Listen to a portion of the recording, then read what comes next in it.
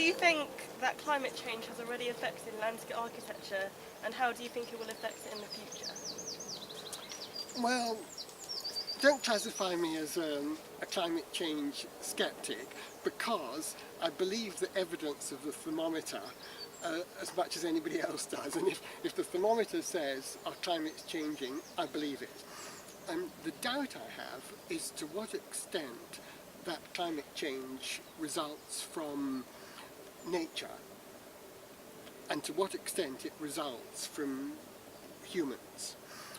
Geologically, we still live in the Holocene, which is the period of global warming that began as the last ice age ended, about 12,000 years ago.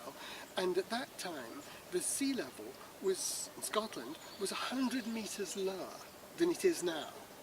And it wasn't humans that caused the ice to melt and the sea level to rise. And I do not believe there's anything humans can do to raise it by another 100 metres.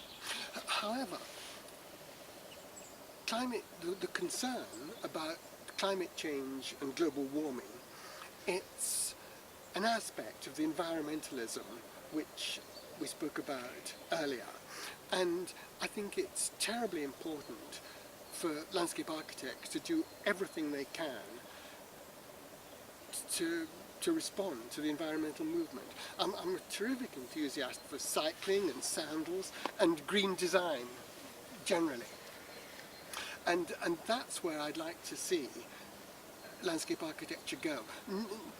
Of course, as a scientific and technical thing, but much more importantly as, well, not more important, less important, but very important, to see it as a visual design. I want to see the environment change, the design environment, as we make it more sustainable. And so I think landscape architecture has a terrific role in that type of green design, and I hope it'll deal with whatever man has contributed to climate change. But can I give you a quotation to finish that? Well, it comes from Geoffrey Jellicoe, who used to teach in our school, and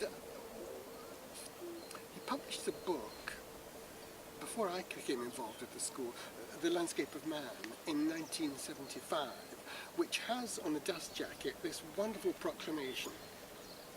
I need my glasses for it. The world is moving into a phase when landscape design may well be recognised as the most comprehensive of the arts. It is only in the present century that the collective landscape has emerged as a social necessity. We are promoting a landscape art on a scale never conceived of in history. That's what I hope you'll do in your career. Thank you very much for your time. Thank you too.